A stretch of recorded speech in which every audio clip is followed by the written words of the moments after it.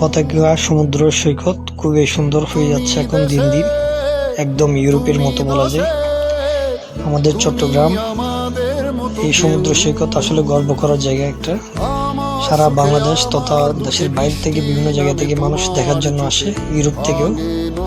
আর অনেক কাজ বাকি আছে এই টার্মিনাল হওয়াতে, মানুষের সময়টা অনেক বেঁচে যায় এখন। ঢাকা থেকে হাইওয়ে রুট একদম সোজা, টেকনাফ, কক্সবাজার, বাঁশখালী, লোহাগাড়া একদম এই টার্মিনাল দিয়ে সোজা, সময় কম চলে যেতে পারে।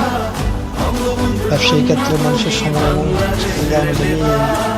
হাইওয়ে রুটটা এখন মানুষের।